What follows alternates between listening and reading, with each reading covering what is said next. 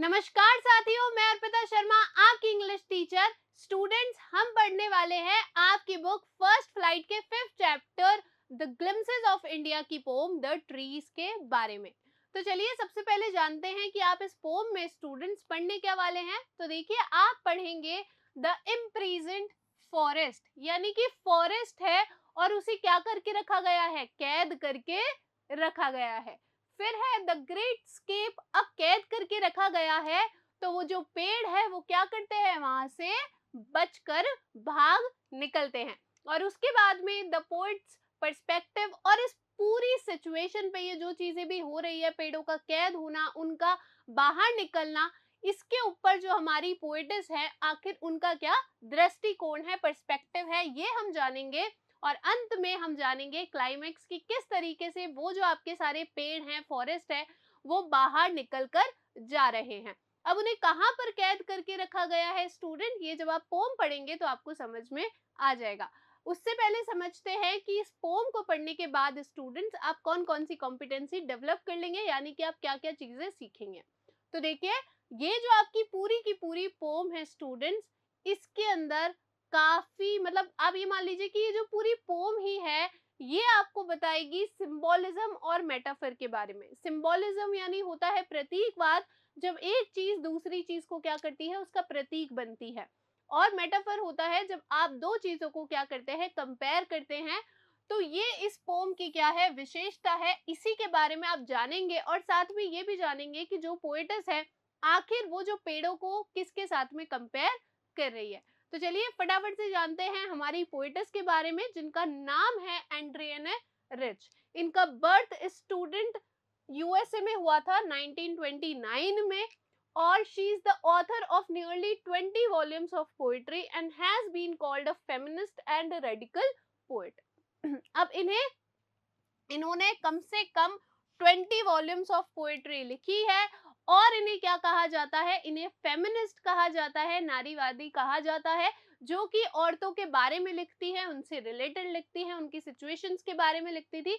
और एक क्रांतिकारी पोएट भी इन्हें कहा जाता है। अब स्टूडेंट्स, आपने पढ़ा कि जो आपके पेड़ हैं वो क्या है, कैद है। फॉरेस्ट से मतलब क्या है, हमारा पेड़ों से है, जैसा कि आपका टाइटल भी है, द ट्रीज। तो अब आप सोच रहे होंगे कि पेड़ कहाँ पर कैद है, पेड़ों के साथ क्या हो रहा है, पेड़ों को किसने कैद करके रखा गया है। तो देखिए, हम समझते हैं कि पेड़ों को किसने कैद करके रखा गया है और ये जो सिंबोलिज्म है ये इस पोम में यूज कैसे हुआ है। देखिए स्टूडेंट्स, ये जो पेड़ हैं इन्हें घर में कैद करके रखा गया है। और जो ट्रीज हैं वो आपके सिंबलाइज करते हैं किसको, वुमेन्स को। यानी कि आप तो जानते ही हैं कि पहले औरतों की कंडीशन इतनी ज्यादा अच्छी नहीं थी, उन्हें घर से बाहर नहीं निकलने दिया जाता था। इसीलिए यहाँ पर जो हमारी पोएटेस है उन्होंने ट्रीज को किससे सिंबलाइज किया है, वुमेन से सिंबलाइज किया है। यानी कि स्टूडेंट्स, आप इस पूरी पोम में जहां पर भी ट्रीज पढ़ेंगे उसका मतलब किससे है, वुमेन से है, औरतों से है। तो इसी के बारे में उन्होंने लिखा है कि किस प्रकार से जो औरतें होती हैं उनको घर में कैद करके रख लिया जाता है, लेकिन अब दिन आ गया है कि औरतें क्या कर रही हैं, घरों से बाहर निकल रही हैं और सोसाइटी में, समाज में अपनी क्या कर रही हैं, एक जगह बना रही हैं। साथ ही साथ में स्टूडेंट्स, मैं आपको एक और चीज बता देती हूँ कि वुमेन के साथ में कई बार इसका जो सिंबोलिज्म है वो डिफॉरेस्टेशन से भी होता है। यानी कि हम जो इतने सारे पेड़ काटते हैं, हम जंगल तो पूरा साफ करते जा रहे हैं, है ना, अपनी लग्जरी के लिए, और क्या कर रहे हैं, पेड़ों को लाकर घर पर रख रहे हैं। तो क्या उसका कोई सेंस है कि आप जंगल से तो सारे पेड़ काट दो और कुछ पेड़ लाकर घर पर रख दो। तो यहाँ पर ट्रीज जो है वो दो चीजों को सिंबलाइज कर सकते हैं। पहले है वुमेन्स यानी कि औरतें, दूसरा है पेड़ों का कटाई, डिफॉरेस्टेशन। ठीक है, लेकिन हम किसके साथ चलेंगे, हम वुमेनहुड के साथ में चलेंगे, स्त्रीत्व के साथ में चलेंगे। अब देखिए, जानते हैं कि आप इस पोम में स्टूडेंट पढ़ने क्या वाले हैं। The trees is a metaphor which compares the trees to women.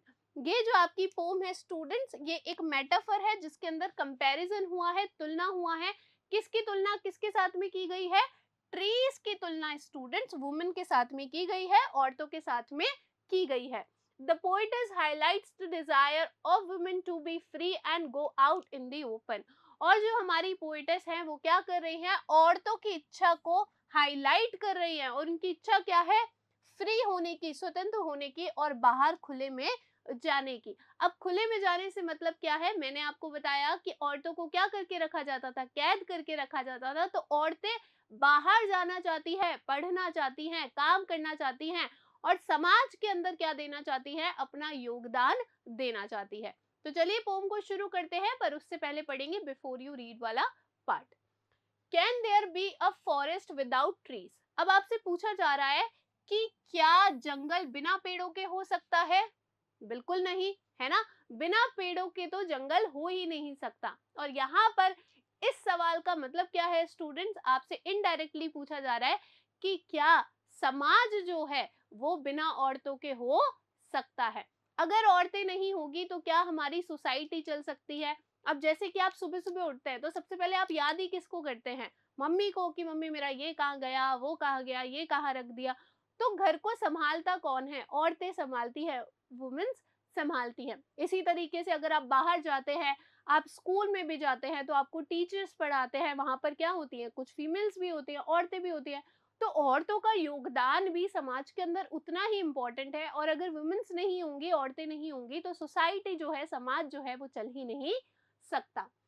Where are the trees in this poem and where do they go? अब इस पोम के अंदर स्टूडेंट्स आपके ट्रीज कहाँ पर है और वो कहाँ पर जा रहे हैं? तो मैंने आपको बताया कि आपके ट्रीज कहाँ पर है स्टूडेंट्स, घरों के अंदर कैद है और वो कहाँ जा रहे हैं? अब उन घरों से छूटकर कहाँ जा रहे हैं? वापस फॉरेस्ट की तरफ जा रहे हैं, जंगलों की तरफ जा रहे हैं। तो चलिए फटाफट से पोम को शुरू करते हैं। ये जो पोम है स्टूडेंट्स, ये आपकी 4 स्टेंजा के अंदर है और इसके अंदर कोई भी राइम स्कीम नहीं है, यानी कि ये जो आपकी पोम है वो कैसी है, फ्री वर्ड्स में लिखी गई है। इस बात को आप क्या करेंगे, ध्यान रखेंगे। ठीक है जी, चलिए शुरू करते हैं। The trees inside are moving out into the forest that was empty all these days, where no bird could sit, no insect hide, no sun bury its feet in shadow. The forest that was empty all these nights will be full of trees by morning. देखिए poet's क्या कह रही है, वो कह रही है कि वो पेड़ जो कि क्या थे, the trees inside are moving out into the forest, कि वो पेड़ जो कहाँ पर है, इनसाइड है, यानी कि बंद है, घरों के अंदर बंद है ना। मैंने अभी आपको बताया कि पेड़ कहाँ पर बंद है, घरों के अंदर बंद है। तो वो पेड़ जो घरों के अंदर बंद है, अब वो कहाँ जा रहे हैं, मूव आउट कर रहे हैं, यानी कि बाहर निकल रहे हैं। किसकी तरफ जा रहे हैं, फॉरेस्ट की तरफ जा रहे हैं, जंगलों की तरफ जा रहे हैं। The forest that was empty all these days, और वो जो फॉरेस्ट, कौन से फॉरेस्ट की तरफ जा रहे हैं, उस फॉरेस्ट की तरफ जा रहे हैं जो कि इतने सारे दिनों से बिल्कुल कैसा था, एम्प्टी था, बिल्कुल ही खाली था। क्योंकि वहां पे पेड़ तो थे ही नहीं, पेड़ कहाँ पर आ गए थे, सारे के सारे घर में आ गए थे। Where no bird could sit, no insect hide, no sun bury its feet in shadow. कौन से फॉरेस्ट की बात हो रही है? अब आपको तो पता ही है कि हमारी जो बर्ड्स होती हैं वो कहाँ पर बैठती हैं, इंसेक्ट्स जो होते हैं छोटे छोटे, वो पेड़ों पे बैठते हैं।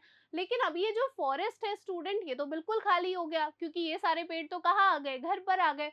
तो वो जो फॉरेस्ट जो इतने दिनों से क्या था, बिल्कुल खाली था, जहां पर कोई भी जो पक्षी है वो नहीं बैठ पा रहा था, कोई भी जो इंसेक्ट है वो नहीं छिप पा रहा था, और जहां पर जो सन है वो भी अपने पैरों को छाया के अंदर क्या नहीं कर पा रहा था, दफना नहीं पा रहा था। अब इस लाइन का मतलब क्या है, देखिए जब बहुत सारे पेड़ होते हैं, जो सन की रेज होती हैं, तो वो क्या होती है, सीधे ग्राउंड पर नहीं पड़ती हैं। क्यों क्यों नहीं पड़ती है? क्योंकि पेड़ों की जो छाया होती है, शेडो होती है, वो क्या करती है, उन रेज को अपने तक रोक लेती है। तो जमीन तक तो रेज पहुंचती नहीं है। तो अब क्योंकि वहां पर पेड़ नहीं है, इसी कारण से ये जो सन है उसके जो पैर है, और यहाँ पर फीट से किसका मतलब है, सन की जो रेज होती है ना, किरणें होती है, उनसे इसका मतलब है। तो अब जो सन की रेज हैं, किरणें हैं, वो शेडो के अंदर क्या नहीं हो पा रही है, दफन नहीं हो पा रही है, छिप नहीं पा रही है। क्यों नहीं छिप पा रही है? क्योंकि पेड़ तो सारे घरों में बंद है। The forest that was empty all these nights will be full of trees by morning. पर अब हमारी पोइटेस कह रही हैं कि वो जंगल जो इतनी सारी रातों से क्या था, बिल्कुल खाली था, वह सुबह तक क्या हो जाएगा, पूरा पेड़ों से भर जाएगा। कैसे भर जाएगा? क्योंकि जो पेड़ है वो क्या कर रहे हैं, बाहर की तरफ, फॉरेस्ट की तरफ मूव आउट कर रहे हैं, यानी कि वो जंगलों की तरफ क्या कर रहे हैं, घरों से बाहर निकल रहे हैं। इसीलिए जो जंगल इतनी सारी रातों से, इतने सारे दिनों से स्टूडेंट्स बिल्कुल खाली पड़ा था, एम्प्टी था, वो सुबह तक क्या हो जाएगा, पूरा पेड़ों से भर जाएगा। हार्ड वर्ड रिवाइज करते हैं, बरी यानी दफनाना, और कहाँ पर दफनाना, जमीन के अंदर। अब स्टूडेंट्स हम समझते हैं कि आखिर पोएटिस कहना क्या चाहती है। तो देखिए, मैंने आपको बताया था जहां पर भी ट्रीज आए समझ लेना किसकी बात हो रही है, विमेन की बात हो रही है, औरतों की बात हो रही है। तो वो क्या कह रही हैं कि इतनी सारे दिनों से, रातों से जो समाज था, जो सोसाइटी थी, वहां पे औरतों का योगदान ही नहीं था, वो तो घरों के अंदर थी। लेकिन अब औरतों ने क्या ठाना है कि वह बाहर निकलेंगी और सोसाइटी के अंदर अपना योगदान देंगी। तो इसी कारण से जब अब सारी औरतें क्या कर रही हैं, समाज के अंदर बाहर निकल रही हैं, अपना योगदान दे रही हैं, स्कूल जा रही हैं, काम पर जा रही हैं, तो ये जो समाज है जो इतने सारे टाइम से औरतों के बिना था, अब सुबह तक क्या होगा, वह औरतों से भर जाएगा। आगे देखेंगे students, all night the roots work to disengage themselves from the cracks in the veranda floor। और अब पोएटिस क्या कह रही हैं कि पेड़ बाहर निकल रहे हैं घर से, तो घर से बाहर निकल रहे हैं तो पेड़ का जो एक एक पार्ट है, एक एक भाग है, वो भी काम करेगा, है ना। पेड़ की पत्तियां भी काम करेगी, पेड़ की जो रूट्स हैं, जड़ें हैं, वो भी काम करेंगी, उसकी टहनियां भी काम करेगी। तो अब हमें क्या बताया जा रहा है, जो पूरा पेड़ है वो किस तरीके से बाहर निकल रहा है और उसके अलग अलग पार्ट्स जो है, भाग जो है, वो किस प्रकार से मेहनत कर रहे हैं, कोशिश कर रहे हैं वहां से बाहर निकलने की। तो हमारी पोएटिस कहती हैं कि पूरी रात वो जो जड़ें हैं वो क्या करती हैं, काम करती हैं। क्या काम करती है, वो अपने आप को अलग करने का काम करती है उस वरांदा फ्लोर के क्रैक से। यानी कि वरांदा फ्लोर क्या होता है, घर के आगे जो थोड़ी सी जगह होती है उसे वरांदा बोलते हैं ना। तो उस वरांदा फ्लोर के अंदर जो पेड़ है, उसकी जो जड़ें हैं वो क्या कर रही हैं, पूरी रात काम करती हैं अपने आप को अलग करने की। किससे अलग करने की, वो जो वरांदा फ्लोर के अंदर क्रैक्स हैं, दरारें हैं, उससे खुद को अलग करने की कोशिश कर रही हैं। और क्यों कर रही हैं कोशिश, क्योंकि वो बाहर निकल कर जाना चाहती हैं। The leaves strain toward the glass, small twigs stiff with exertion, long cramped boughs shuffling under the roof like newly discharged patients, half dazed, moving to the clinic doors। देखिए, बहुत सुंदर तरीके से बताया गया है कि जो लीव्स हैं, जो पत्तियां हैं, वो क्या करती हैं, ग्लास की तरफ, कांच की तरफ क्या करती हैं, जोर लगाती हैं। और जो छोटी छोटी टहनियां हैं वो अकड़ गई हैं, वो स्टिफ हो गई हैं, किससे, एकदम जोर लगा लगा कर वो क्या हो गई हैं, थक गई हैं, और थकान की वजह से, जोर लगाने की वजह से क्या हो गई हैं, वो एकदम कड़क हो गई हैं। अब पेड़ है, उसके जो सारे पार्ट्स हैं, मैंने आपको बताया, वो अलग होने की क्या कर रहे हैं, कोशिश कर रहे हैं। तो इसी तरीके से जो पत्तियां हैं वो भी क्या करती हैं, ग्लास की तरफ, कोई खिड़की होगी कांच की, है ना, तो उससे बाहर निकलने के लिए उस पर जोर लगा रही हैं। और उसकी जो छोटी छोटी टहनियां हैं वह भी जोर लगा लगा कर क्या हो गई हैं, बिल्कुल थक गई हैं, उनमें थकान से वह क्या हो गई है, चूर हो गई हैं। लॉन्ग क्रैम्ड बाउ शफलिंग अंडर द रूफ, और जो क्या है, लंबी लंबी टहनियां हैं, जो क्या है, लंबी लंबी क्या है, टहनियां हैं, भुजाएं हैं उस पेड़ की, वो क्या कर रही हैं, शफल कर रही हैं, यानी कि लड़खड़ा रही हैं, हिल रही हैं। किस प्रकार से, जिस प्रकार से एक नया सा डिस्चार्ज हुआ पेशेंट, मरीज जो क्लिनिक के डोर से क्या करता है, लड़खड़ाते हुए बाहर निकलता है, उसी प्रकार से क्या कर रहे हैं, वो जो टहनियां हैं, वो जो क्या है, उसकी भुजाएं हैं, वो भी क्या कर रही है, पेड़ की उस घर से बाहर निकलने की कोशिश कर रही हैं। फिर से समझेंगे स्टूडेंट्स, क्या हो रहा है कि जो रूट्स है वो भी काम कर रही है, क्या काम कर रहे हैं, वरांदा फ्लोर के अंदर जो क्रैक्स है उनसे खुद को अलग करने की कोशिश कर रही है। अब साथ ही साथ में जो लीव्स है और छोटी छोटी टहनियां हैं वो भी क्या कर रही हैं, खुद को ग्लास से, वो जो खिड़की है वहां से उसको तोड़ कर बाहर निकलने की कोशिश कर रही है। इसीलिए वहां पर क्या कर रही है, जोर लगा रही है। जो पेड़ है वो किस पे टच हो रहा होगा, कांच की खिड़की पर टच हो रहा होगा, तो जो पत्तियां है उसकी वो भी क्या कर रही है, उस ग्लास पर जोर लगा रही है ताकि वहां से बाहर निकल सके। और जो क्या है उसकी भुजाएं हैं पेड़ की, जो क्या है उसकी भुजाएं हैं, ब्रांचेस है उस पेड़ की, वो भी क्या कर रही है, एकदम रूफ के नीचे, छत के नीचे हिल रही है। क्यों? क्योंकि पेड़ निकलने की कोशिश कर रहा है ना, और काफी मेहनत कर रहा है, तो वो भी थक गया है। तो जिस प्रकार से एक मरीज जो होता है, अब मरीज क्या होता है, जब हम हॉस्पिटल में होते हैं तो हम थोड़े से ठीक हो जाते हैं तो हमें क्या लगता है, बस भागो यहाँ से, क्योंकि हॉस्पिटल में रहना तो किसी को भी पसंद नहीं होता है। तो अब आप हॉस्पिटल में हैं, है ना, कोई मरीज है और वो थोड़ा-सा वीक भी है, उसमें थोड़ी-सी कमज़ोरी भी है, लेकिन उसे हॉस्पिटल से क्या है, बाहर निकलना है क्लिनिक से। तो वो किस प्रकार से लड़खड़ाता हुआ क्लिनिक के दरवाजे से बाहर निकलता है, किस प्रकार से लड़खड़ाता रहता है, उसी प्रकार से एक पेशेंट की तरह जो कि क्या है, हाफ डेज़्ड है, यानी कि कन्फ्यूज़ है, क्योंकि उसे समझ नहीं आ रहा है, वो तो अभी कमज़ोरी से उठा है ना, बीमारी में है वो तो अभी। तो जिस प्रकार से एक मरीज जो होता है वह लड़खड़ाते हुए बाहर निकलने की कोशिश करता है क्लिनिक से, उसी प्रकार से वो जो ब्रांचेस हैं, वो जो शाखाएं हैं, वो भी क्या कर रही हैं, बाहर निकल रही हैं। हार्ड वर्ड रिवाइज करेंगे स्टूडेंट्स। डिसएंगेज यानी अलग करना, स्ट्रेन यानी दबाव डालना, एक्सर्शन यानी थकान, बाउज यानी शाखाएं, शफलिंग यानी हिलना। आगे देखिए, I sit inside, doors open to the veranda, writing long letters in which I scarcely mention the departure of the forest from the house.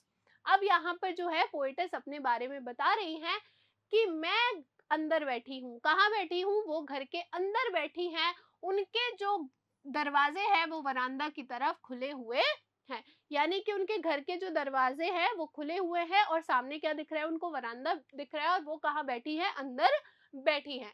क्या कर रही है अंदर बैठकर? लंबे लंबे लेटर्स लिख रही हैं, पत्र लिख रही हैं, जिसके अंदर वो कहती हैं, इन विच, जिसके अंदर मैं मुश्किल से ही क्या करती हूँ, जिक्र करती हूँ। किसका जिक्र करती हूँ? ये जो पेड़ों का घरों से अलग होना है, इसका जिक्र जो है मैं मुश्किल से ही अपने पत्रों में करती हूँ। यानी कि वो अंदर बैठी है अपने घर पे और क्या कर रही हैं, लंबे लंबे लॉन्ग लेटर्स लिख रही हैं। लेकिन और ये सारी चीजें होते हुए देख रही हैं कि किस प्रकार से जो पेड़ हैं वो अपने घरों से बाहर निकल रहे हैं, लेकिन वो फिर भी कहती हैं कि मैं इसके पत्रों के अंदर क्या है, मुश्किल से ही, मतलब वो इतने खुलेपन से क्या नहीं कर रही हैं, जिक्र नहीं कर रही हैं, ज्यादा बता नहीं रही हैं। किसके बारे में नहीं बता रही हैं? ये जो पेड़ों का घरों से अलग होना है या बाहर निकलना है, उसके बारे में वो अपने लेटर्स के अंदर नहीं लिख रही हैं। और क्यों नहीं लिख रही हैं स्टूडेंट्स? क्योंकि शायद उन्हें ऐसा लगता है कि आज तक जब सोसाइटी ने बिल्कुल परवाह ही नहीं की कि ये जो पेड़ है इतने टाइम से घरों के अंदर बंद है, तो अगर मैं लिखूंगी तो भी शायद इन लोगों पर ज्यादा कोई असर पड़ेगा नहीं। यानी कि औरतें इतने टाइम से भी घर के अंदर थी, तो किसी ने उन पे ध्यान ही नहीं दिया। तो अगर मैं अपने लेटर्स के अंदर लिखूंगी तो भी किसी को परवाह होगी नहीं, तो भी कोई इन बातों को समझेगा नहीं, कोई इतना महत्व देगा नहीं। इसीलिए वो कह रही हैं कि मैं मुश्किल से ही इन पेड़ों का अलग होना घर से अपने लेटर्स के अंदर लिखती हूँ। The night is fresh, the whole moon shines in a sky still open. The smell of leaves and lichen still reaches like a voice into the rooms. क्या कह रही हैं वो? कि जो रात है, अब रात के बारे में बता रही है ना, पेड़ जो क्या कर रहे हैं, घरों से बाहर निकल रहे हैं रात को, तो बता रही हैं कि नाइट कैसी है, एकदम ताजा है। और वो जो मून है वो कैसा है, पूरा है, यानी कि एक पूरा मून शाइन कर रहा है। कहाँ पर शाइन कर रहा है? एक खुले आसमान के अंदर शाइन कर रहा है। यानी कि जो एक मून है, पूरा मून जो है, उनको फुल मून दिख रहा है आसमान के अंदर। और वो बता रही है कि नाइट एकदम फ्रेश है, एकदम ताजा है ना, और जो मून है वो भी एक खुले आसमान के अंदर क्या कर रहा है, शाइन कर रहा है। और पत्तियों की और लाइकन की, लाइकन यानी क्या होता है, देखो काई भी होता है। और पेड़ों के पर आपने देखा हो, जैसे मान लीजिए ये कोई पेड़ है तो आपने देखा हो यहाँ पर छोटे छोटे छोटे छोटे क्या होते हैं, पेड़ उग जाते हैं। तो ये जो छोटे छोटे जंगली पेड़ होते हैं, इनको भी लाइकन कहा जाता है। ठीक है, तो वो कह रही है वो जो पत्तियां है और वो जो लाइकन है, छोटे छोटे पेड़ है या काई है, उसकी जो स्मेल है, उसकी जो स्मेल है, उसकी जो खुशबू है, वो अभी तक भी रूम्स के अंदर पहुंच रही है। किसकी तरह? एक वॉइस की तरह। यानी कि जिस प्रकार से एक आवाज क्या करती है, रूम्स तक पहुंच जाती है, कमरों तक पहुंच जाती है, उसी प्रकार से ये जो लीव्स हैं और लाइकन है, इनकी जो खुशबू है वो भी रूम्स के अंदर पहुंच रही है। यानी कि घर से ये जो पेड़ है वो तो निकल गया, लेकिन उसकी पत्तियों की और उसकी लाइकन की जो खुशबू है वो अभी तक भी घर के अंदर है और कमरों कमरों में पहुंच रही है। अब यहाँ पे देखिए पोएटस कहना क्या चाहती हैं कि भले ही क्या हो रहा है, औरतें बाहर निकल रही हैं, लेकिन उनकी जो इम्पोर्टेंस है घर के अंदर वो कम नहीं हो सकती है। आप चाहे आपकी मदर हो या सिस्टर हो, वो अगर काम पे भी जाती हैं तो भी उनकी जो इम्पोर्टेंस है वो घर के अंदर कम नहीं होती है, उनका जो अस्तित्व है वो घर के अंदर बना ही रहेगा। जिस प्रकार से आवाज घरों घरों के कमरों कमरों के अंदर पहुंचती है, उसी प्रकार से पोएटस कहती हैं कि पत्ती और लाइकन की खुशबू जो है वो भी पहुंच रही है। हार्ड वर्ड रिवाइज करेंगे, स्केर्सली यानी कि नहीं के बराबर, लाइकन यानी छोटे पौधे या काई। आगे देखेंगे students, my head is full of whispers which tomorrow will be silent, listen, the glass is breaking, the trees are stumbling forward into the night, winds rush to meet them।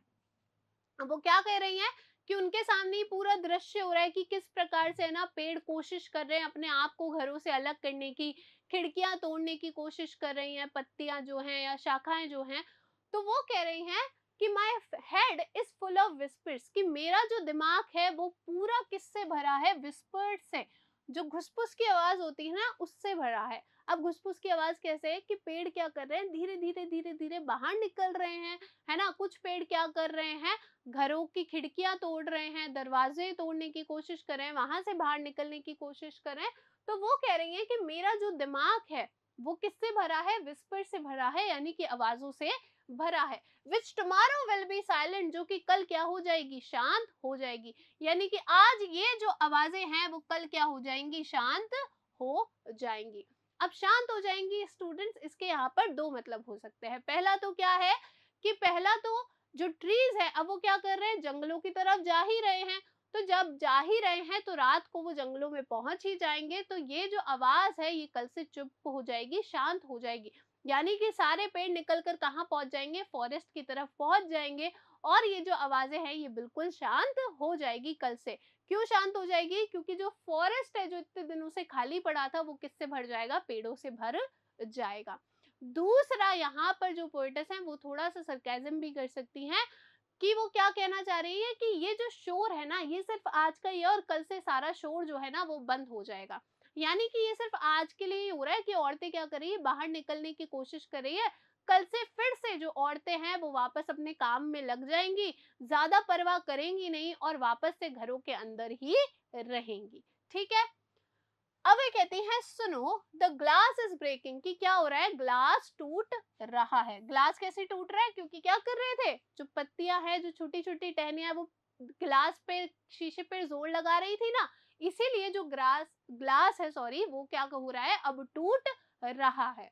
The trees are stumbling forward into the night, और जो trees है वह क्या कर रहे हैं, लड़खड़ा कर रात के अंदर क्या कर रहे हैं, आगे बढ़ते जा रहे हैं, घरों से बाहर आ गए हैं और लड़खड़ाते हुए क्या कर रहे हैं, रात में आगे की तरफ बढ़ रहे हैं। Winds rush to meet them, और जो हवाएं हैं वो दौड़ कर जाती हैं उनसे मिलने के लिए। तो यानी कि जो पूरी प्रकृति है वो उनका साथ दे रही है, पेड़ों का।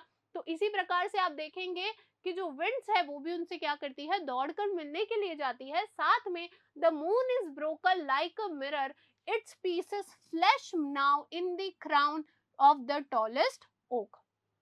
और जो आपने पढ़ा था पहले, क्या पढ़ा था कि जो मून है, चांद है, वह कैसा है, बिल्कुल फुल है ना, पूरा है।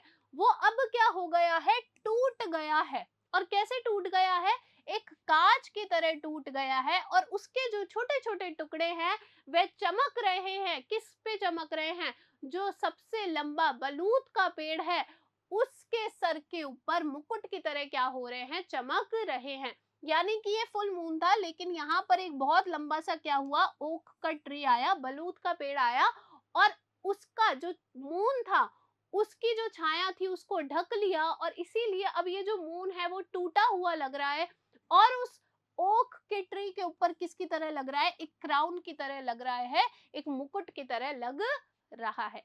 तो यानी कि पेड़ क्या कर रहे हैं, फॉरेस्ट की तरफ जा रहे हैं, और जो पूरी प्रकृति है, जो पूरा नेचर है, वो क्या कर रहा है, उनका साथ दे रहा है। हार्ड वर्ड रिवाइज करेंगे, स्टम्बलिंग यानी लड़खड़ाना, फ्लैश यानी चमकना। अब स्टूडेंट जानते हैं कि इस पूरी पोम को पढ़ने के बाद में आपने क्या सीखा है, आपका लर्निंग आउटकम क्या है। तो देखिए हमने सीखा ट्री सिंबलाइजेस वुमेनहुड, कि जो ट्रीज हैं वो किसको सिंबलाइज कर रहे हैं, किसका प्रतीक बन रहे हैं, स्त्रीत्व का प्रतीक बन रहे हैं। किसका प्रतीक बन रहे हैं स्टूडेंट्स, स्त्रीत्व का। यानी कि वे हमें क्या दर्शाना चाह रहे हैं, स्त्रियों की, औरतों की जो कंडीशन है उनके बारे में समझा रहे हैं, उनका जो स्ट्रगल है उसके बारे में समझा रहे हैं, उसका प्रतीक ये बने हैं। दूसरा, the power of nature and the importance to preserve it. अब इसके दो मतलब हैं, दोनों समझ लीजिए कि हमने जाना है किसके बारे में, प्रकृति की शक्ति के बारे में, और कितना ज्यादा जरूरी है प्रकृति की शक्ति को, प्रकृति को बचाकर रखना। देखो अगर हम डिफॉरेस्टेशन की बात करें स्टूडेंट, जैसे कि हम पेड़ काट देते हैं, तो आपने देखा होगा जगह जगह पर आजकल क्या हो रही है, कहीं पर बाढ़ आ रही है, कहीं पर जमीन धंस रही है। ये सब क्यों हो रहा है, क्योंकि जंगल तो बचे ही नहीं है ना। और अगर आप प्रकृति के साथ में खेल करोगे तो फिर वो भी आपको क्या करेगी, पलट कर कुछ ना कुछ तो करेगी ही। तो हमें समझना पड़ेगा नेचर, प्रकृति की पार के बारे में, और उसको बचाकर रखने की बहुत जरूरत है। यानी कि हमें हमारे जंगलों को बचाकर रखने की भी बहुत ज्यादा जरूरत है। साथ ही साथ में स्टूडेंट्स हमने क्या जाना है, प्रकृति की शक्ति ही मान लीजिए कि औरतों की जो शक्ति है, औरतों का जो अस्तित्व है, उसके बारे में हमने समझा है, और जाना है कि उसको बचा कर रखने की कितनी ज्यादा आवश्यकता है। यानी कि समाज के अंदर औरतों को भी क्या देना पड़ेगा, समान स्थान देना पड़ेगा, नहीं तो आपका जो समाज है, सोसाइटी है, वो नहीं चल सकता है। अब स्टूडेंट्स करेंगे कुछ असेसमेंट क्वेश्चन, जिनको पहले डिस्कस करेंगे और उसका सही आंसर निकालेंगे।